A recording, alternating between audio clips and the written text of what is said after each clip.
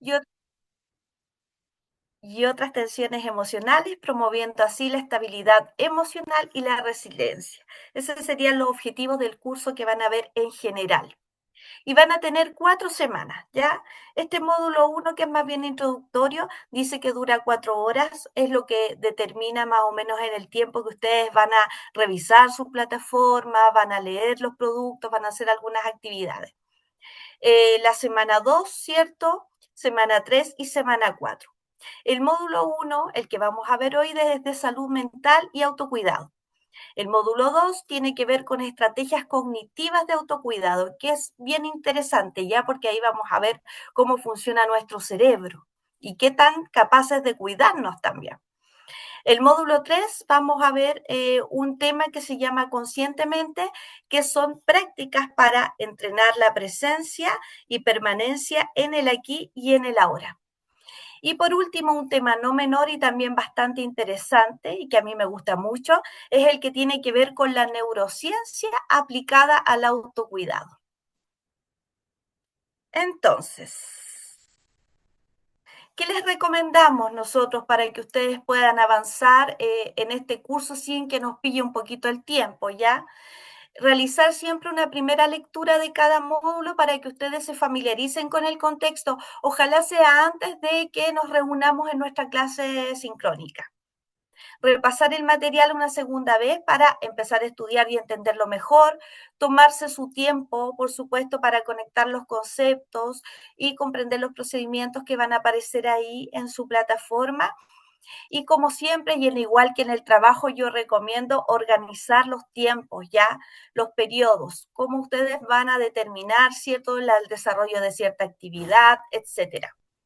Entonces, ¿qué se espera? Que ustedes tengan un conocimiento teórico porque después lo vamos a aplicar en el trabajo grupal y, por supuesto, responder las actividades que aparecen en la plataforma tras cada módulo. Entonces, yo los voy a invitar y quienes no quieran hablar tal vez o no puedan, vamos a escribir en el chat qué entienden por autocuidado. Tal vez una frase, una palabra que se asemeje a autocuidado. Yo voy a ir para allá porque ahora no los veo. A ver, ¿qué entienden por autocuidado?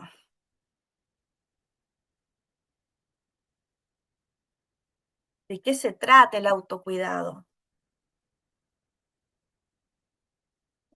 ¿De quién es la responsabilidad del autocuidado?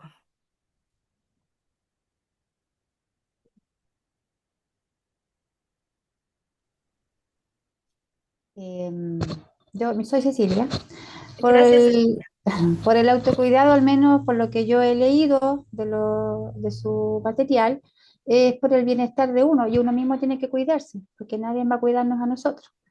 Em, es también por el autocuidado, también nace también por el entorno que tenemos, ya sea en el trabajo, familiar, y hay que ver también que esas cosas no nos afecten, tanto los problemas en el trabajo que no nos afecten en la vida familiar, al menos es como yo lo veo. Sí, es Cecilia. Y es difícil que no nos afecten situaciones de nuestro trabajo porque finalmente pasamos muchas horas en nuestro trabajo. Y cuando hay alguna situación, algún conflicto, lo que sea, sin duda nos afecta. Entonces, claro, el autocuidado tiene que ver con eso. eh, en qué nivel nos afecta, qué emoción me produce y cómo me resguardo un poquito de eso. Muchas gracias, Cecilia.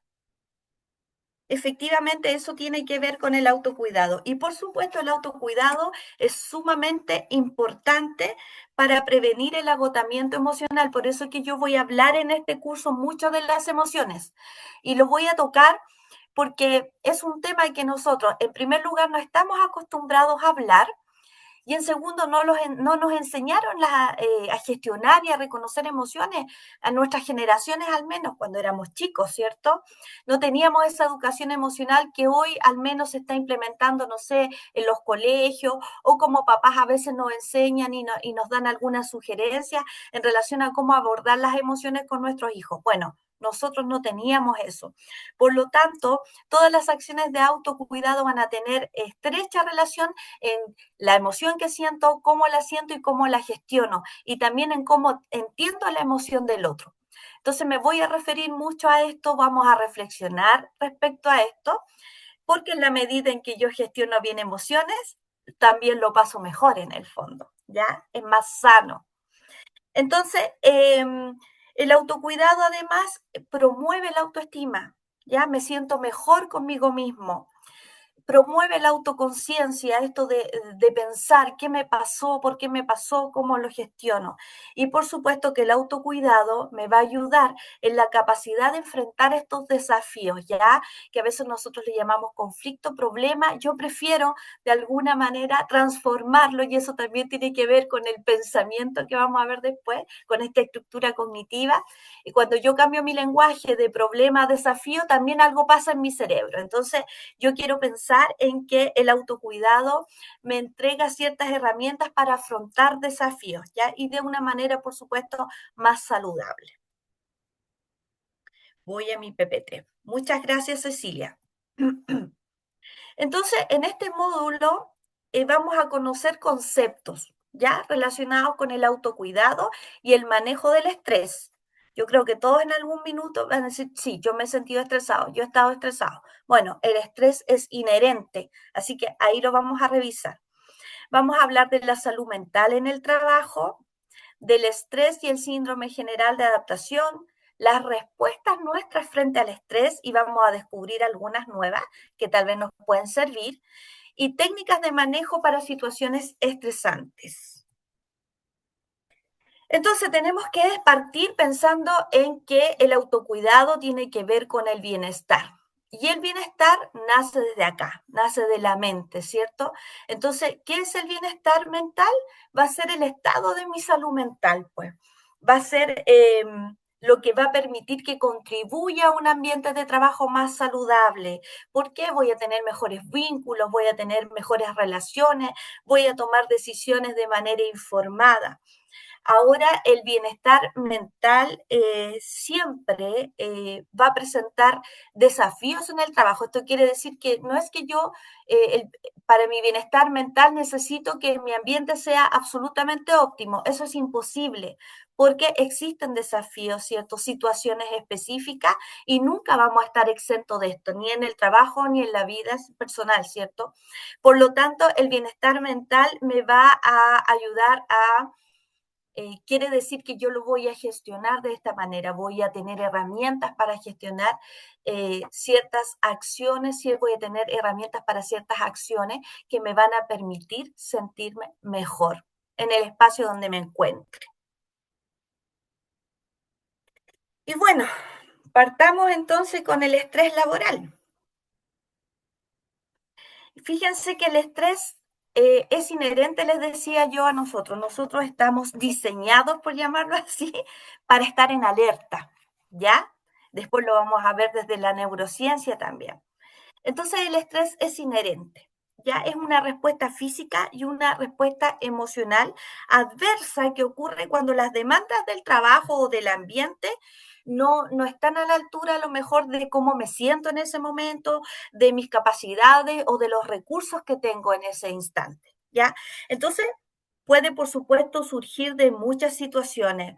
Las más comunes que se han ido investigando tienen que ver, por supuesto, con la sobrecarga de trabajo, con el exceso de tareas, ojo, con las largas horas de trabajo, con los plazos muy ajustados, ¿ya?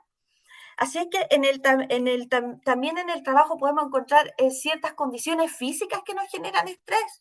No sé, a lo mejor un espacio incómodo, mucho ruido, etcétera.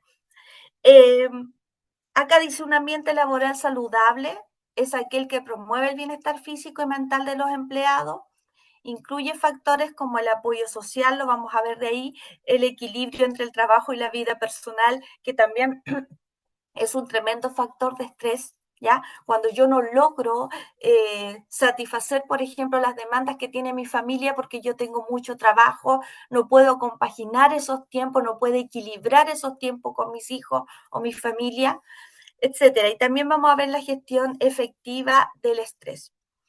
Entonces, ¿cuáles son los conceptos claves aquí? Comunicación abierta, liderazgo positivo, políticas de bienestar, reconocimiento y un enfoque en la prevención de riesgos psicosociales. Los riesgos psicosociales tienen que ver con lo que yo identifico en mi trabajo como un factor de riesgo que podría, ¿cierto?, eventualmente generar un estrés.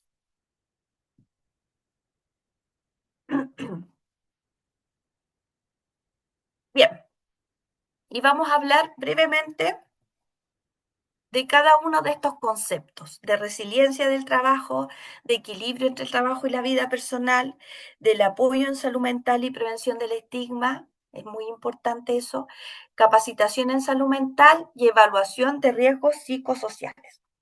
Entonces, la palabra resiliencia tiene que ver con la capacidad que tiene el individuo, ¿cierto?, de sobrellevar ciertas situaciones de conflicto, por ejemplo, y de sacar un aprendizaje de ella. Entonces, la resiliencia va a ser en este contexto laboral la capacidad que van a tener ustedes de recuperarse de situaciones estresantes, por ejemplo, y adaptarse, pero no adaptarse desde la sumisión, sino que adaptarse positivamente. Eso es la resiliencia.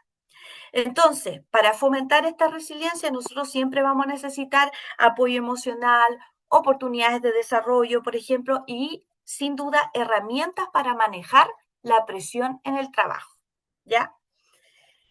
Cuando hablamos del equilibrio entre el trabajo y la vida personal, tiene que ver con gestionar, y a lo mejor a nosotros nos puede parecer imposible o difícil en este minuto pensar en eso, porque entiendo el nivel de trabajo que tienen, eh, y lo he ido comprendiendo otra vez también a través de estos cursos, ya lo he hecho Academia 2, ustedes dos, lo he hecho por lo menos 4 o 5 veces, y eso a mí me ha permitido conocer su realidad también.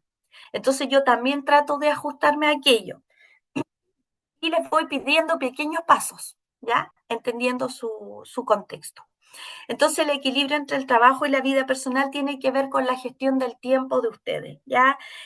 Gestionarlo de manera efectiva, eh, trabajar, por ejemplo, solo las horas de contrato, gestionar el tiempo de mi familia, decir, por ejemplo, ya el día, no sé, martes, yo voy a compartir con mi familia, voy a apagar el teléfono, no voy a contestar nada y este tiempo va a ser de calidad, por lo menos un día a la semana, durante 2 o 3 horas, por ejemplo. ¿Ya? Que ustedes vayan poniendo esas pequeñas metas, porque cuando uno no se siente capaz de eh, dar respuesta a las demandas, especialmente de la familia, más que del trabajo, y a lo mejor es menos consciente, pero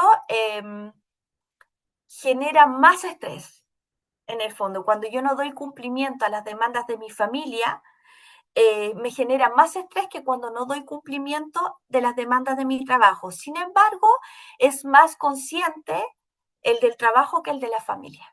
¿Ya? No soy tan consciente, no me doy cuenta porque estoy estresado, pero la verdad es que internamente, intrínsecamente, el ser humano siempre se va a afectar más con lo que no puede darle a las personas con quien tiene mayor vínculo, ¿cierto?, que en el trabajo. Tenemos el apoyo en salud mental y prevención del estigma. Y acá yo les quiero hacer una pregunta también. ¿Por qué creen ustedes que nosotros no hablamos de salud mental? Sí podemos decir, no sé, sabes que me encontraron, no sé, un diabetes, por ejemplo, o estoy con un problema de salud crónico X. Eso lo contamos. ¿Qué pasa cuando nosotros tenemos, no sé, un trastorno de ansiedad, una depresión? ¿Por qué no hablamos de eso? Y aquí voy a esperar una respuesta. Y voy nuevamente para allá. Yo, Nancy Lara, no se habla mucho de la salud mental porque es mal visto. Como no es algo físico, no es algo que la gente vea. La gente muchas veces no cree que uno tiene algún problema mental porque, como lo decía recién, no se ve. Y además que hay un estigma respecto a la salud mental. Viene de muy antiguo, de que uno, ¿cómo no va a ser capaz de superar, por ejemplo, una depresión? Como tú le dicen a uno, cómo tú no puedes trabajar si tienes estrés, pucha, haz algo por ti mismo. Entonces es muy difícil incluso cuando la persona tiene algún problema de pedir ayuda, porque como, repito, es un estigma que viene de muchos años y que es mal visto, que incluso nuestros papás no creían que nosotros podíamos sufrir de depresión, sino que se catalogaba como que, no sé, que tenía maña, que tenía una parte de la autoestima, pero no lograba equilibrar en la educación de que sí existían problemas mentales como está haciendo ahora. Pero yo creo que por eso nosotros, sobre todo la gente de mi generación, no habla de que tengamos problemas mentales porque sabemos que en muchos casos va a haber burla incluso. Eso es lo que yo creo. Así es, nos da vergüenza. No sé si alguien más quiere opinar al respecto. Nos da vergüenza porque no es bien visto, porque saben, hablan de la debilidad del ser humano aquello. Para el otro es una debilidad, ya que uno se enferme, así como, pero no son capaces de ver que, por ejemplo, también estamos débiles y nos bajan las defensas y por eso nos enfermamos. Pero desde el área mental es la debilidad emocional que tú tienes. Y eso es mal visto en nuestra sociedad. ¿Por qué? Por lo que les decía al comienzo, porque nunca nos educaron en las emociones. Por lo tanto, no se nos permitía cierto sentir, no se nos permitía expresar. Es más, los niños no lloran. ¿Por qué estás llorando? Esa pregunta de por qué estás llorando no era desde la empatía, era casi como decir, no hay motivo para que llores. ¿Qué pasa? ¿Por qué estás llorando? Ahora, por supuesto, con esto no hago una crítica a nuestras crianzas, ¿cierto? Ni a nuestros padres, porque eran las herramientas que ellos tenían a propósito de lo que recibieron también de sus padres, ¿cierto? Por lo tanto, ese fue el modelo, ¿ya?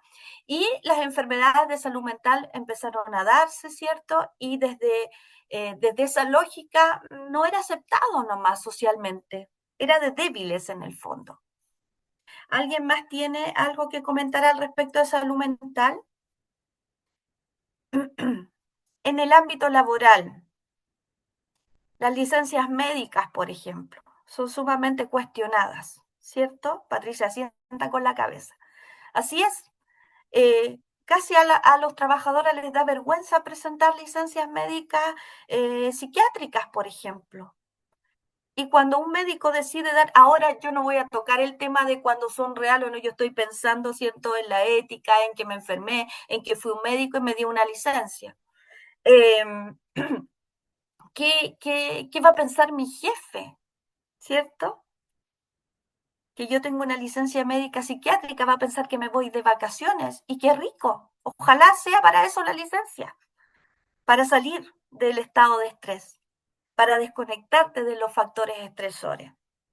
Entonces eso también es un tema, yo siempre digo colegas, discúlpeme porque trabajo mucho en esto con colegas míos, así que les voy a decir a veces colegas. Eh, entonces pasa mucho esto, colegas, de que nosotros tenemos que aprender a romper con el estigma. ¿Y cómo lo rompemos? Hablando, comunicándose activamente.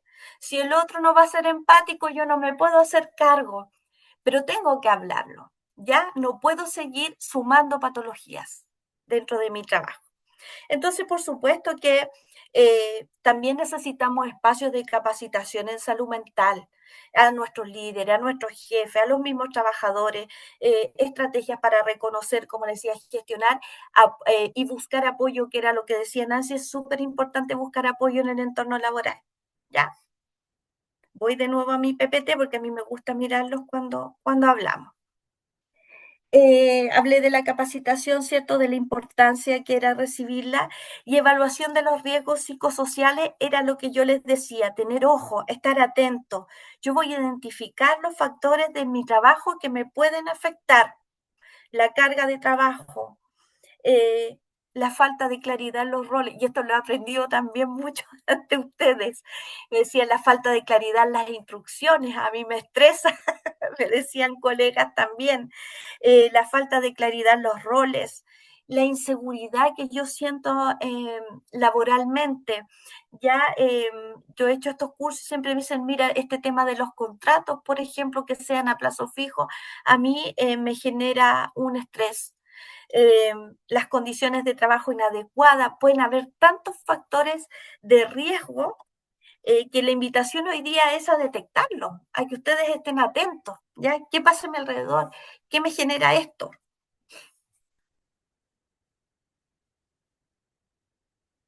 Bueno, y aquí vamos a conocer, como estamos en conceptos, vamos a conocer este concepto del locus de control. Y fíjense que es bien interesante, ¿ya? Porque es un concepto psicológico que se refiere a cómo las personas perciben las causas, por ejemplo, de lo que les pasa, las causas de sus experiencias y los factores, por ejemplo, que influyen en sus vidas. Entonces, este autor, que no le puse el nombre, pero que es Rotter, que habló en el año 54 de esto, clasificó dos tipos de personas. Entonces aquí yo siempre les invito a ir mirándose ustedes mismos. Cuando nosotros hablamos de conceptos, a veces pasa que dicen, ya, eso es lo que me pasa a mí. Bueno, tiene un nombre, ¿ya? Así es que vamos identificándolo. O identificando a otros también es entretenido. Entonces tenemos locus de control interno, que son las personas que tienen y que sienten que tienen el control sobre todos los eventos, sobre todas las situaciones, sobre todos los resultados de sus vidas, por ejemplo. ¿Ya? ¿Por qué? Porque tiene relación con que estas personas con focos internos dicen todo lo que me pasa tiene que ver con mis acciones y tiene que ver con mis decisiones. ¿Ya? Por ejemplo, no, yo soy exitoso y me fue bien en esto porque lo hice bien, porque yo soy exitoso, porque tengo habilidades, ¿cierto? Porque decidí de tal manera. Entonces estas personas tienden, dice este psicólogo, a ser más proactivas, a ser más decididas, ¿cierto? Tienen mayor confianza en sí mismas, mayor autoestima. Ya, eso pasa con las personas con locus de control interno. Todo lo que les pasa tiene que ver con sus decisiones y con ellos mismos.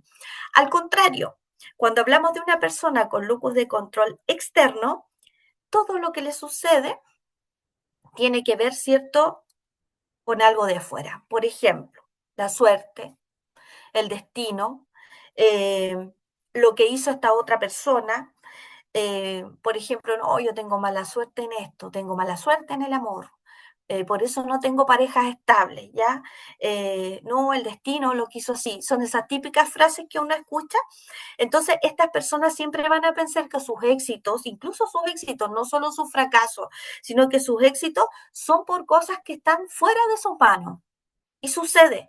Y esto tiene que ver con personas precisamente que son menos seguras o que no quieren responsabilizarse tanto de las acciones y de las decisiones.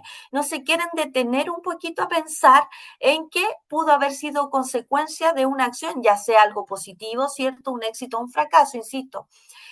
No se detienen a pensar que pudo haber sido consecuencia de sus propias acciones y de sus propias decisiones. Y fíjense que este psicólogo decía que estas personas tienden a ser reactivas, ¿ya? Tienden a reaccionar, ¿cierto? Más que a tener esta iniciativa de la proactividad. ¿Qué pasa con estas personas de locus de control externo? Por supuesto que tienen más estrés y más ansiedad, porque imagínense en una situación de incertidumbre una persona con locus de control externo.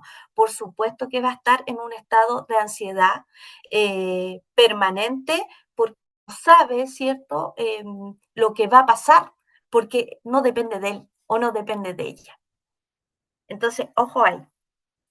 Yo creo que en algunas situaciones nosotros también hemos experimentado locus de control externo.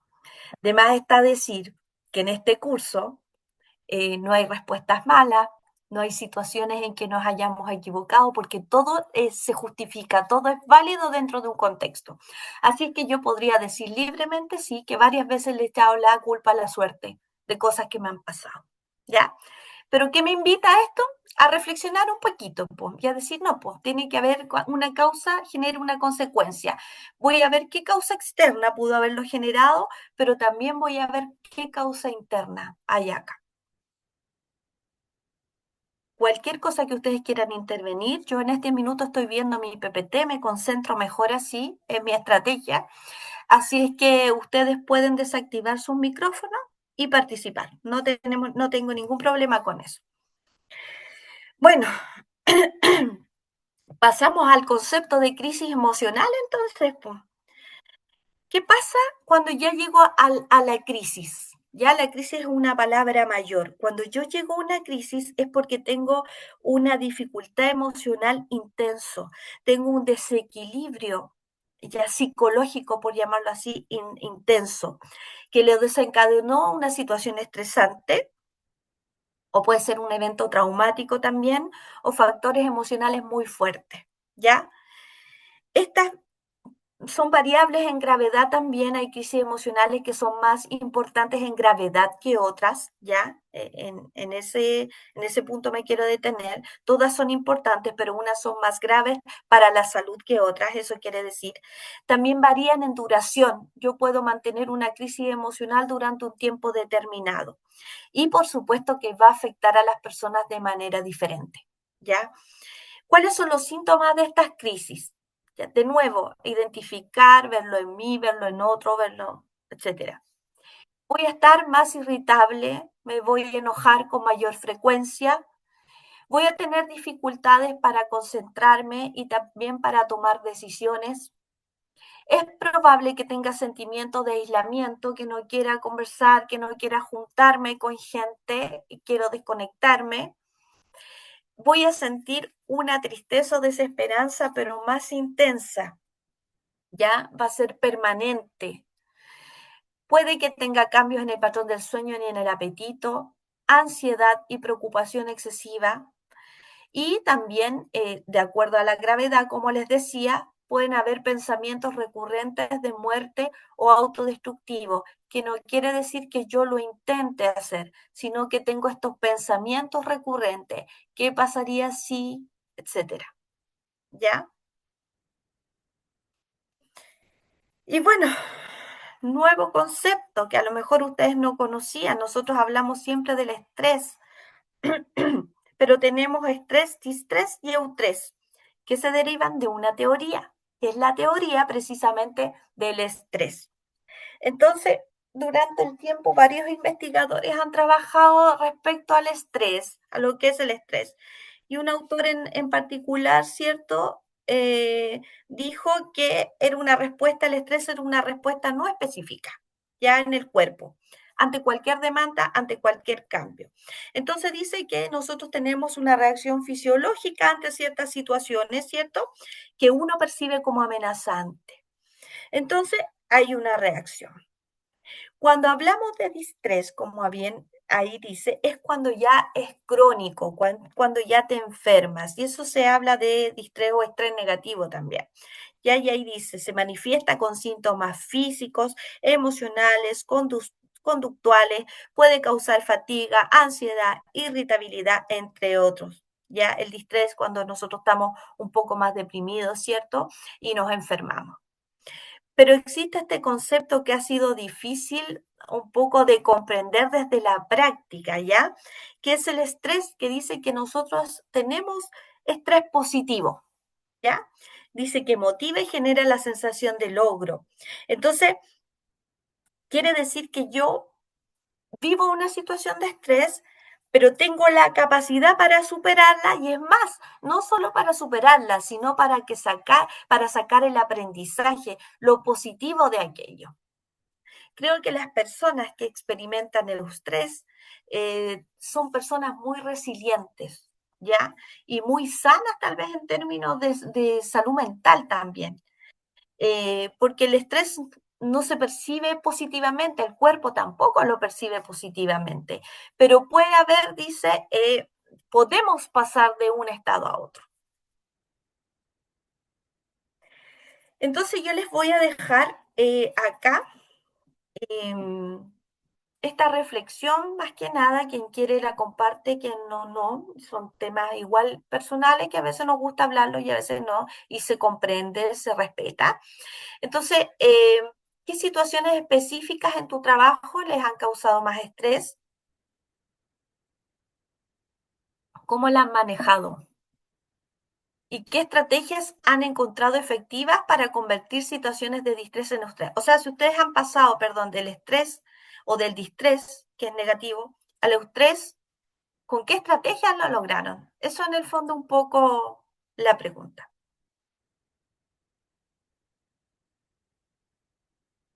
Voy para allá. Hola, buen día. Hola Patricia. Disculpe, yo me conecté un poquito tarde. Tenía problemas acá. Estoy en la corte, por si acaso, en Puerto Montt. Ya Patricia, te voy a Y poner presente enseguida. sí, y estaba con problemas del Zoom. Bien, Así que aquí con el informático me ayudó para actualizarlo y por eso comencé un poquito tarde. bueno, cuéntame. Eh, una cosa cortita en realidad, como algo personal. Cuando suceden cosas negativas, digamos, yo creo que a veces es mejor dejar pasar el tiempo. Y ahí como que de a poquito uno va viendo lo positivo, digamos, después de la parte negativa que nos toca enfrentar según lo que nos haya pasado. Eso siento yo. Dejar pasar el tiempo, horas pueden ser o días, eso es relativo, y ahí uno de a poquito se va recuperando. Claro, eso habla de un estilo de afrontamiento del estrés o de la situación del estresor más pasivo, ¿cierto? Es una buena técnica mientras en ese periodo yo logre hacer esa reflexión que tú me dices, Sí, porque eso del tiempo lo cura todo es cuando nosotros estamos viendo un focus de control externo. Yo se lo voy a dejar al tiempo, ¿ya? A un factor externo. Y resulta que el tiempo no es quien lo cura todo. Por lo tanto, en ese tiempo que yo me voy a dar, lo importante es que yo haga este análisis, esta reflexión y puede que saque lo positivo y puede que no importa. ¿Ya? No es obligación, por llamarlo así, pasar a este estado que yo les acabo de presentar. ¿Ya? Cada uno vive su emoción de manera distinta. ¿Es así una buena es. herramienta? Sí lo es, porque es una desconexión de alguna manera, pero yo tengo que hacer un trabajo y un ejercicio con ese tiempo. Gracias, Patricia. No sé si alguien más quiere compartir qué herramienta, qué herramienta a lo mejor sin saber que existe yo utilizo para enfrentar el estrés.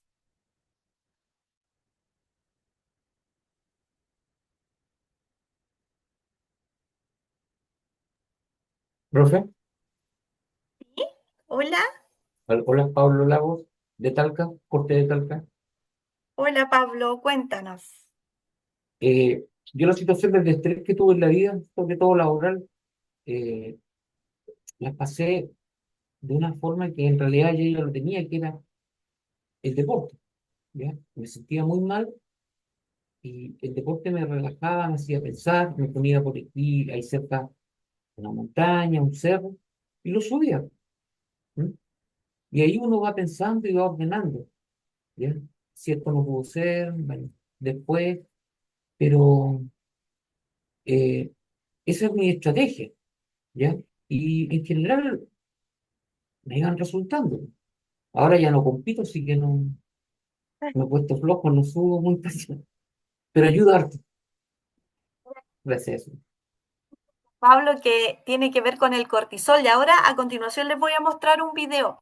Cuando nosotros estamos frente a mucho estrés, aumenta nuestro cortisol, ¿ya? Que nos pone en alerta y todo eso. Y fíjate que el deporte disminuye el cortisol. Por eso te sentías mejor. Es un estado más bien químico, que es una muy buena estrategia. Incluso por eso uno desconoce por qué me hace bien el deporte, porque pienso, porque me relajo. No, porque te baja el cortisol. Eso es. El cortisol baja en el deporte, ¿cierto? No en el deporte excesivo, en el deporte normal y en la noche cuando vamos a dormir. Eso nos permite dormir, que el cortisol baje. Fíjense que por eso pasa que los trastornos del sueño se dan cuando está relacionado con el estrés, pues tenemos mucho cortisol, nadamos en cortisol, entonces en la noche no podemos dormir por eso. Porque lo normal, entre comillas, debiese ser que baje en la noche y que baje con estas actividades, por ejemplo, que tú acabas de mencionar como el fútbol u otro deporte. Así que muy buena estrategia, hay que usarla, es recomendable incluso en este curso, lo vamos a ver. Entonces voy a ver si ahora nos toca precisamente ese videíto o tenemos otro tema antes. A ver, tengo serio problema con mi mouse, está como loco, así que por favor téngame paciencia. Uy, qué locura, a ver. Se volvió loco, chiquillo, no quiere nada.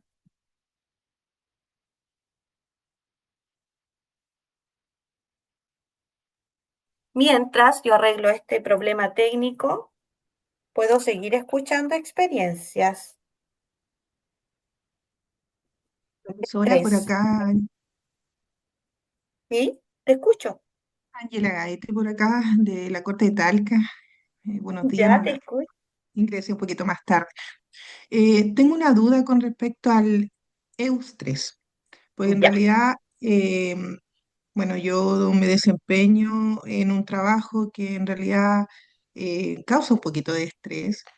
Eh, Estoy a cargo de funcionarios, pero me pasa lo siguiente a mí, yo creo que uno o es más bien la duda que tengo, ¿podría uno estar constantemente con un EUS 3 en el sentido de que en realidad yo siento que mi función es de un permanente estrés, pero no lo siento que me causa perjuicio? No sé si, o a lo mejor puede ser que no me dé cuenta, pero no siento eso de, como decir, hoy me siento estresada porque tengo varias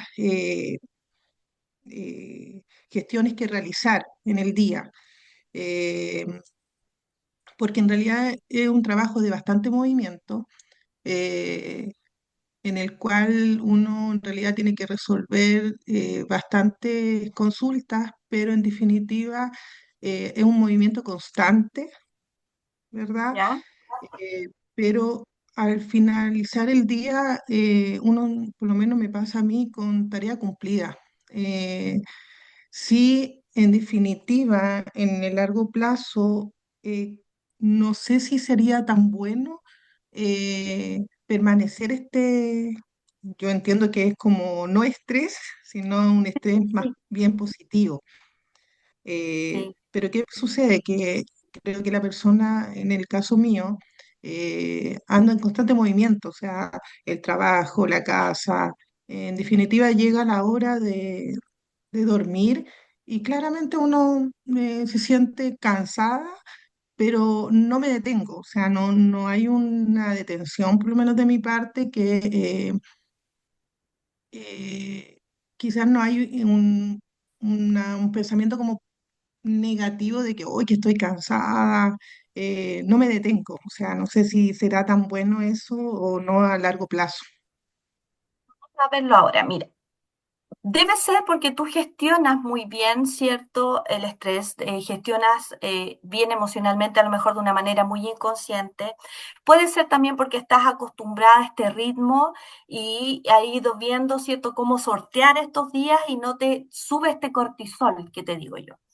¿Cuándo vamos a saber si es tan bueno o no tan bueno? Cuando tu cuerpo comience a hablar. Si tú tienes una situación patológica, mira, yo te voy a poner un ejemplo súper puntual porque me identifico mucho con lo que tú me mencionas.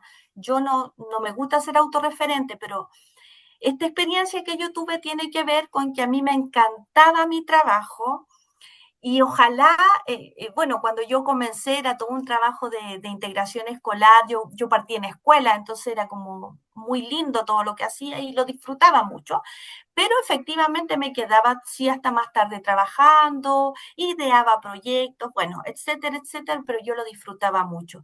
Y llegó un momento que llegué al médico porque tenía algo en el pie que yo pensé que era una piedra que se había incrustado ahí, y cuando va y me dice, no, esto es una verruga. Y las verrugas son a causa de estrés. Y yo dije, no, pero qué locura. Bueno, qué raro, porque no me siento estresada. Un poco lo que tú dices, Angela. Y resulta que me dio unos medicamentos para eso. Y cuando yo me tomo este medicamento, empecé a somatizar, a sentir palpitaciones, una serie que yo dije, no, aquí me dio alergia al medicamento, necesito que me lleven. Y créeme que fue una desesperación. Yo sentía que me moría a causa de ese medicamento. Yo sentía que me moría. Y fíjate que llegué a la clínica y era una crisis de pánico por estrés, que nunca en la vida yo me imaginé que me podía ocurrir. Entonces, ¿cuándo vamos a saber que te está pasando la cuenta? Cuando tu cuerpo hable, cuando tengas alguna patología. Y a lo mejor no se da. Y eso está bien. Eso habla de que estás gestionando bien. ya de que estás compatibilizando tiempo familia, trabajo, de que de alguna manera lo estás logrando con las herramientas que tú tienes. Esperemos no sea tu caso. Hola, Gracias, me siento Ángela. totalmente identificada en realidad, profesora, porque claro, hace más o menos un año me pasó eso. Uno no escucha el cuerpo, o sea que uno sigue, sigue, sigue y en realidad el cuerpo, en realidad de alguna forma se manifiesta y por eso mi consulta es como en el tiempo, ¿qué tan creo que, claro, uno tiene que manejar estos temas del estrés, pero en definitiva también es como un motorcito, un motor para hacer en realidad varias cosas eh, y, y cuando uno se detiene, ya uno se da cuenta en realidad a qué nivel está.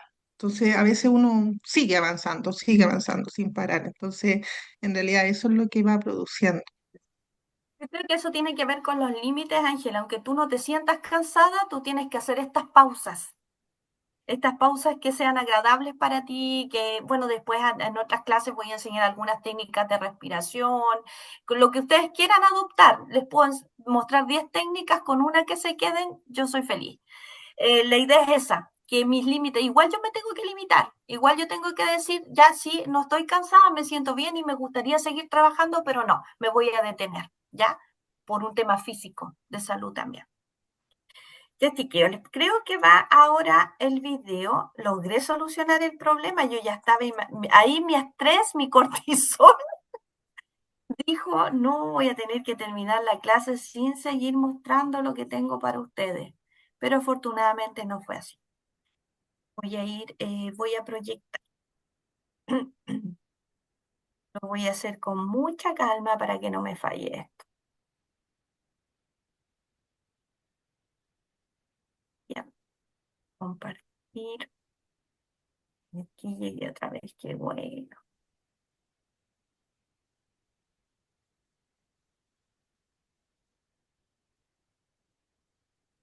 ¿Me avisan? ¿Se ve el síndrome general de adaptación? Sí. Sí, Evelyn, se ve. Ah, qué bueno, ya. Bueno, ¿cómo nos adaptamos frente al estrés? Y existe un síndrome general de adaptación por Seidel, que es el mismo autor que venía hablando delante. Él describe etapas de respuesta al estrés y dice existen tres fases. Una, la fase de alerta o de la de alarma, que es la primera respuesta que nosotros tenemos frente al estresor. Yo percibo la amenaza, el cuerpo libera esta hormona de estrés, que es el cortisol y también adrenalina, que me prepara el cuerpo para luchar, para arrancar, para huir, ¿ya? ¿Cómo lo sentimos nosotros físicamente? Aumenta el ritmo cardíaco, respiramos más lento, a veces se dilatan un poquito las pupilas o nos puede subir la presión, no sé. ¿Qué pasa también? Liberamos glucosa. Ojo con eso, liberamos glucosa. Fíjense que el tema del cortisol está muy asociado también al tema de la diabetes, porque liberamos mucha glucosa. Después tenemos fase de defensa-resistencia. Quiere decir que si yo sigo percibiendo esta situación de estrés, yo voy a tratar de adaptarme, ¿ya? Voy a tener un funcionamiento más equilibrado, pero todavía va a estar elevado. En el fondo yo voy a ser más consciente, ¿ya? Voy a seguir liberando hormonas de estrés, pero a un ritmo más moderado porque estoy sosteniendo la alerta, estoy siendo consciente, estoy sacando mi energía para enfrentar este estresor, ¿ya? Es como que le estoy dando, lo estoy resistiendo, por eso dice de resistencia. Mi cuerpo sigue utilizando todas las reservas de energía que tengo y de recursos. Por eso a veces cuando después de una situación de mucho estrés, nosotros decimos, ay, me relajé, así como que te duele hasta el cuerpo. Es porque tu fase de defensa-resistencia fue muy fuerte. Y después viene esta, pues la de agotamiento, que si el estresor continúa y no puede, ¿cierto?, mantener todo el estado de resistencia, voy a entrar en agotamiento, mis reservas de energía ya van disminuyendo, disminuyendo para combatir este estrés. ¿Qué nos pasa? Nos fatigamos, nos sentimos más débiles y aquí es cuando bajan un poquito nuestras defensas y se mete el bicho y nos enferma. Esas son las tres fases de enfrentar, ¿cierto? Adaptarnos al estrés. Y ahora viene este video que les quiero mostrar. Ya, dejar de compartir. No sé si ustedes han visto esta psiquiatra, pero yo de verdad que la trabajo mucho, me encanta. Se las voy a mostrar ahora. Pestaña de... Aquí es. Me avisan si se escucha ya. Yo creo que sí, no, lo hice correcto. Sí, cuando no se escucha es cuando comparto de otra manera. Vamos a ver. Acá va. El cortisol es la hormona del estrés. Se activa en los momentos de amenaza, de alerta, de miedo y de incertidumbre. Si tú vas caminando por la calle y te atracan, automáticamente te empieza a latir el corazón y todo tu organismo se pone en marcha con la adrenalina, luego unos segundos más tarde el cortisol, las dos sustancias que se activan en los momentos de amenaza y de alerta. Esto es bueno que sea así y necesitamos que nuestro organismo sepa funcionar bien en los momentos de estrés. ¿Qué es lo malo? El 90% de las cosas que nos preocupan nunca, jamás suceden. Pero nuestro cuerpo y nuestra mente lo viven como si fuera real. Si yo voy por la calle, de la misma calle donde me atracaron 2 semanas más tarde, y voy mirando a ver si me atracan, a ver si hay alguien con pinta rara, he activado mi sistema de alerta. Si yo de repente, mi jefe, que es esa persona que siempre que me ve me llama la atención, yo llego a mi trabajo y estoy viendo a ver si aparece el jefe y vas a ver qué hoy me dice porque no le mandé el correo, se sube el cortisol. Es decir, mi mente y mi cuerpo no distinguen una amenaza real de una imaginaria. Ante algo físico real que me sucede, me contagio de COVID, estoy solo en casa, me confino, tenía un plan estupendo, no voy a ver a nadie, ¿y si doy positivo? Estoy estado en contacto con esta persona era positivo y tal, y se vio, nos abrazamos, no había mascarilla, había menos de 1,5 metros. Y de repente toda esa película que me he hecho en mi cabeza me intoxico de cortisol. Y esto es clave, porque hemos vivido en pandemia un experimento psicológico brutal de intoxicación de cortisol. Cuando yo vivo constantemente preocupada por algo real o imaginario, me intoxico de cortisol. El cortisol es una hormona cíclica. Por las noches es bajita y tiene que ser bajita para que yo pueda dormir. Y a lo largo de la noche sube hasta las 8 de la mañana, que tiene su pico más alto. Y es necesario para activarse con el día, y luego a lo largo del día vuelve a bajar hasta la noche para poder dormir. Pero ¿qué pasa si yo vivo intoxicado de cortisol? Si yo vivo todo el día luchando contra algo real o imaginario, y si no llego a fin de mes, y si mi jefe me echa, y si mi pareja me está siendo infiel, y si ¿Se dan cuenta que el estrés nosotros lo podemos identificar como un factor de riesgo en el trabajo? Sí, pero lo que más nos genera estrés son nuestros propios pensamientos. Y eso lo vamos a ver también en las clases futuras cuando hablemos de neurociencia o de reestructuración cognitiva un poquito, como una herramienta también. El cambiar nuestros pensamientos va a ser una herramienta de autocuidado. El transformar un pensamiento negativo en algo positivo es una herramienta de autocuidado, ¿ya? No sé si les hizo sentido el video, pero la verdad es que nuestros propios miedos son los primeros factores que nos estresan. Hola, la verdad es que me hace mucho sentido, pero bueno, personalmente a raíz de que también trabajo y estudio. Entonces, no sé, tengo una prueba el lunes y estoy más preocupada de la prueba que tengo el martes. Vivo como siempre pensando en lo que tengo que hacer al día siguiente. Y eso me ha llevado al límite en muchas situaciones. O sea, a propósito de lo que compartió anteriormente la compañera, yo tampoco me doy cuenta cuando estoy estresada o en mi punto así culmine. Pero sí me ha pasado en muchas ocasiones que mi cuerpo habla antes que yo. O sea, tuve síndrome vertiginoso por estrés, que ni siquiera me podía parar y caminaba apoyada en las paredes. Me dio brote de acné, en la cara llena. También me salieron como ampollas en el cuero cabelludo. Y al final, la respuesta a los médicos de todo esto siempre era lo mismo, así como es causado por el estrés. Básicamente, como que todas las dolencias que he tenido en los últimos años ha sido por estrés. Y claro, o sea, relacionando con todos los puntos que hemos hablado, está súper estigmatizado también. Siento que también crecí en una generación con padres como que reprimían mucho mis emociones y sentimientos. Y el yo decir como, oh, no sé, o sentirme deprimida, por decirlo así, pero también pasé por depresión. eh, la respuesta era como que eres floja, así como estás echada porque eres floja, no porque estás deprimida o estás triste. Entonces siento que cambia, o sea, falta un cambio de mentalidad brutal. O sea, siento que igual las nuevas generaciones son un poco más conscientes de eso, se abren mucho más en sus sentimientos y validan mucho sus emociones, así que yo creo que hay que ir aprendiendo. Gracias, Ariela. Y sí, así es, tal cual. Y tú lo identificaste. Estoy pensando en la prueba de mañana. Alguien dijo, te mentiría si me acuerdo del nombre, pero alguien dijo, y tal vez fue esta misma psiquiatra, que pensar en el pasado produce depresión y pensar en el futuro ansiedad. ¿Ya? Si bien yo no recomiendo vivir siempre el día a día o el presente, porque hay cosas que sí debemos atender, tipo, estar permanentemente pensando en lo que va a pasar, te genera ansiedad y eso claramente te enferma. Y todo lo que tú mencionas en relación a la salud física tienen que ver con, más que nada, con trastornos asociados a la ansiedad. Tiene también que ver con el cortisol, con lo que acabamos de presenciar en esta pantalla. Entonces, dicho esto, estamos súper bien en la hora, me alegro porque siempre me falta tiempo. Vamos a continuar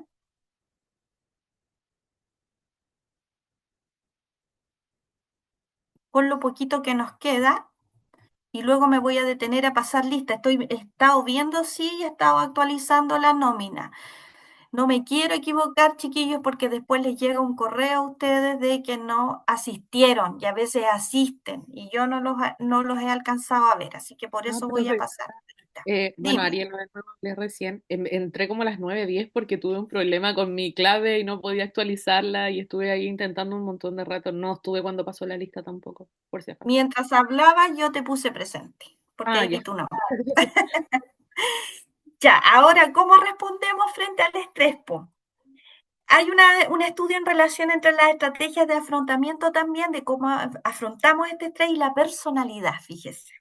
Y plantean que el afrontamiento que nosotros hacemos ante una situación estresante es un proceso que va a depender mucho de contexto, de varias variables. Entonces, se hizo esta investigación de estrategias de afrontamiento y se habló de estilos y se habló de estrategias.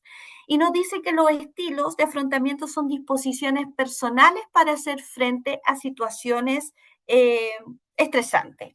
Cuando hablo de estilos tiene que ver con algo menos específico y más estable, una estrategia que yo siempre uso, una característica que yo tengo. Ya, por ejemplo, eh, yo frente al estresor trato de ser siempre indiferente, ¿ya? Permanentemente yo soy indiferente, no le presto atención al estrés o al factor de estrés. En cambio, las estrategias de afrontamiento son cosas dinámicas, decisiones que yo tomo, por ejemplo, en la foto, voy a comer sano, voy a hacer deporte, como decía delante el colega, son acciones concretas, voy a hacer meditación, ¿ya? Los estilos es la forma intrínseca que yo tengo de afrontar el estrés, ¿ya? Y la estrategia es la determinación, es como decir, es algo dinámico. Hoy día voy a comer sano, me dura a lo mejor una semana, pero después voy a salir a caminar. Por eso que son dinámicas y se hablan de estrategia. Bueno, ahí se los dije. Comprender la diferencia entre estilos y estrategias es esencial para gestionar el estrés de manera efectiva. Los estilos representan patrones generales, ¿cierto? Y conscientes en el manejo del estrés. Y las estrategias son respuestas específicas a situaciones particulares, ¿ya? Conocer y aplicar ambos conceptos, dice, puede ayudar a las personas a desarrollar una capacidad más robusta para enfrentar el estrés en diversas circunstancias. Entonces, vamos a hablar de las dimensiones. Y acá también los invito a mirarse a sí mismo, a mirar al otro, porque uno siempre algo se le viene a la mente al respecto. Entonces, las dimensiones de afrontamiento van a ser, primero, la confrontación. Y fíjense que la confrontación está mal conceptualizada porque a veces nos dicen, no, yo soy súper confrontacional o esta persona es muy confrontacional porque es directa, porque dice las cosas en la cara. No sé si ustedes han escuchado un poquito acerca de esos conceptos. Bueno, la confrontación sí tiene que ver con que yo enfrento la situación de manera directa, eh, sí que la tengo con una persona, lo voy a confrontar de manera directa, pero no tiene que ver, por ejemplo, con la falta de respeto o con un estilo comunicacional agresivo. Se confunde. ¿ya? No, es que él es directo, lo dice a la cara y resulta que esa persona más bien está siendo agresiva que confrontacional. Eso no se puede confundir. La confrontación va a ser una acción directa dirigida a la situación del problema. ¿Ya? Por ejemplo, eh, persuadir a alguien para que cambie de opinión, desde el respeto, insisto, eh, cuando ya la confrontación se confunde con la agresión, por supuesto que ahí ustedes no van a tener ningún aporte o respuesta positiva. Por lo tanto, la confrontación debe utilizarse como estrategia, sí, pero desde abordar una acción directa dirigida hacia la situación con las herramientas comunicacionales asertivas y efectivas. Eso es lo que recomiendo, ¿ya? Que no se confunda. El distanciamiento, otra dimensión de afrontamiento, es una estrategia donde uno ignora, chiquillo, minimiza el problema. Ahí dice, trata de olvidarse del problema, negarse a tomarlo en serio, comportarse como si nada hubiese ocurrido. Es un poco el ejemplo que decía delante la compañera. Yo voy a tomar distancia, voy a tomarme este tiempo, ¿ya? Eso tiene que ver con una estrategia donde depende de lo que haga en el tiempo, como les decía, cómo yo voy a ocupar ese tiempo, el distanciamiento tiende a ignorar el problema, a minimizarlo, ya como que nada pasó. Entonces, sí nos sirve para reducir el estrés, ¿cierto? De manera inmediata. Enseguida sí me sirve. La ansiedad va a bajar, sin duda. Pero a lo largo del plazo, ¿cierto? A lo largo del tiempo, yo no voy a resolver el problema con el distanciamiento, ¿ya? Entonces, sí yo puedo afrontarlo parcialmente con distancia, pero debo enfrentar el estresor, debo enfrentar, si hablamos de un conflicto, por ejemplo, lo debo enfrentar, ¿ya? Eso tiene que ver con el distanciamiento. Entonces, ahí nosotros vamos pensando, sí, yo en esta situación, yo me alejé, no lo retomé. Ojo ahí.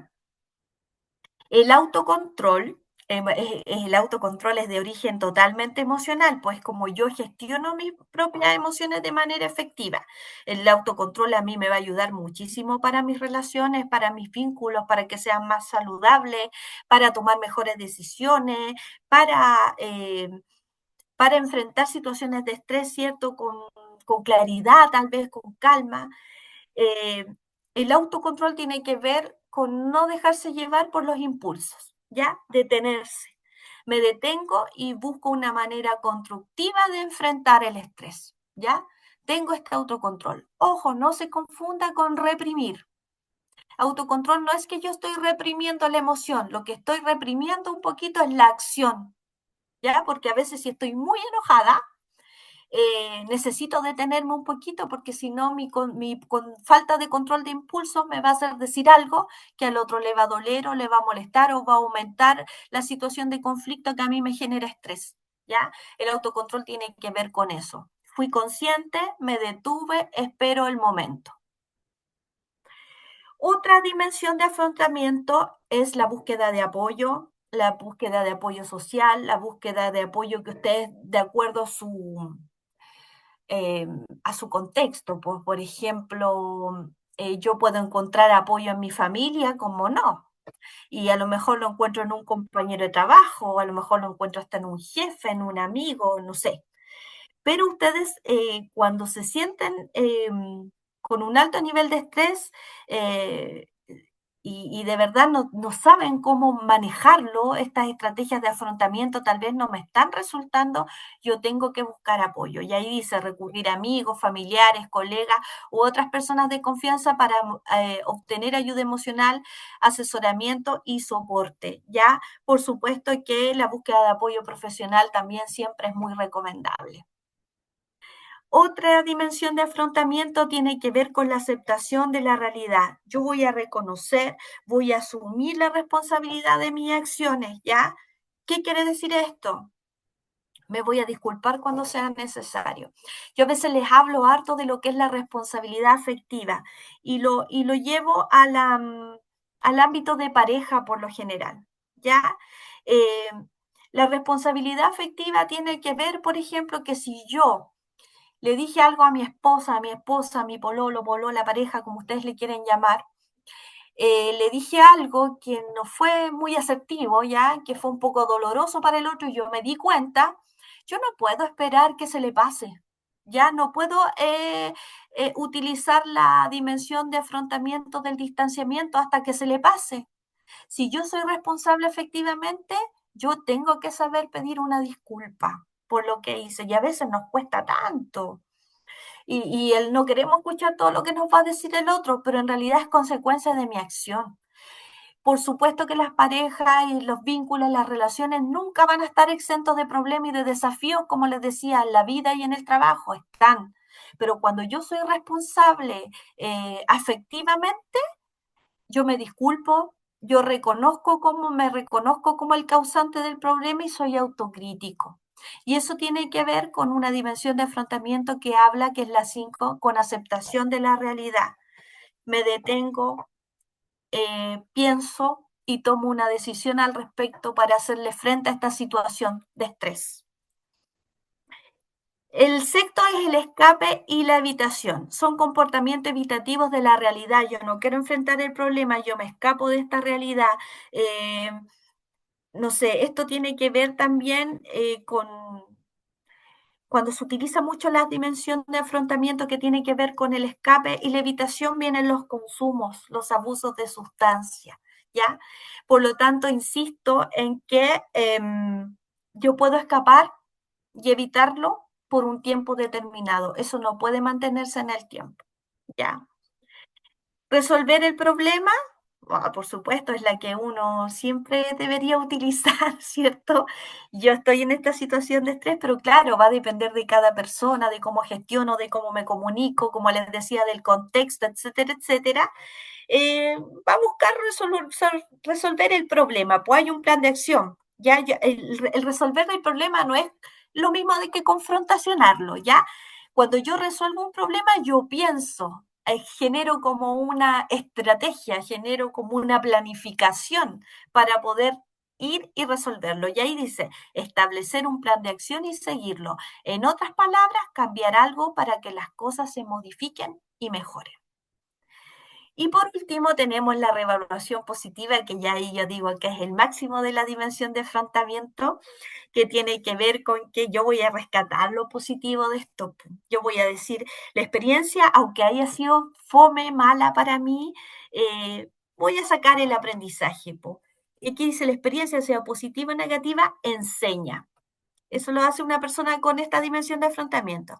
Existe gente buena con la que puede compartir, cambié, maduré, esas son reflexiones que yo puedo hacer. Con esta experiencia cambié, con esta experiencia maduré como persona, gracias a lo que me pasó con esta otra persona, ¿ya? Y no lo hago desde el orgullo, sino que lo hago desde que realmente yo hice una reevaluación de esta situación que me generó estrés en su momento, pero me di cuenta que me ofreció una oportunidad de aprendizaje.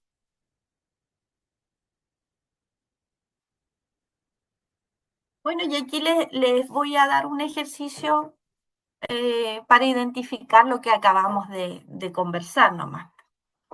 Hablar con un amigo sobre una situación estresante en el trabajo y recibir palabras de consuelo y ánimo. ¿A qué se deberá?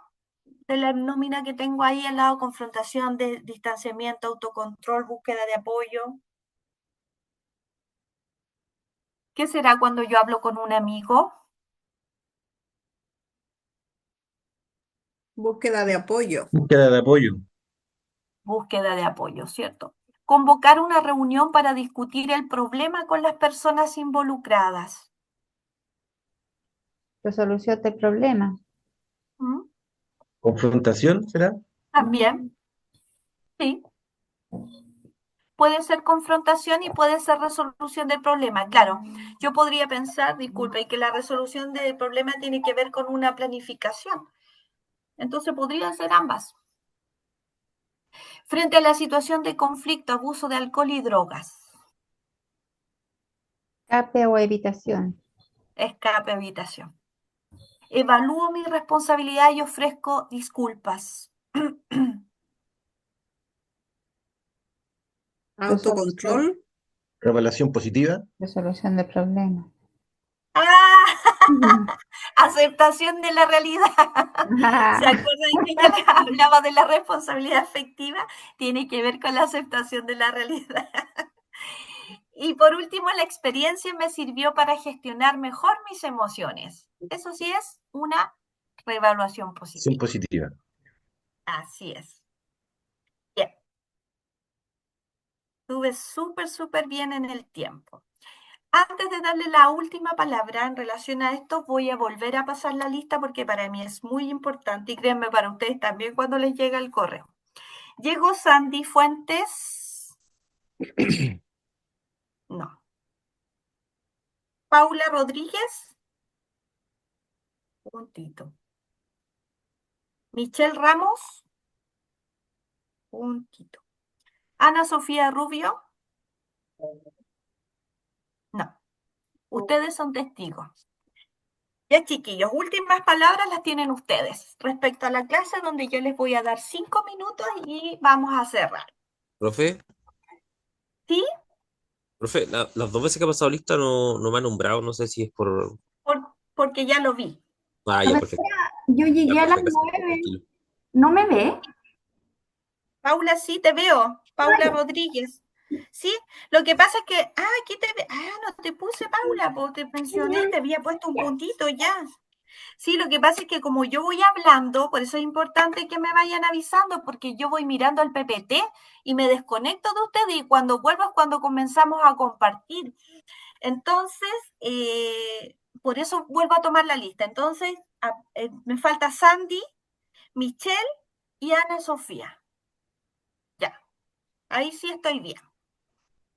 Ya, entonces los últimos minutitos para compartir qué les pareció la clase, si les hizo sentido, si se identificaron con alguna estrategia, estilo, dimensión.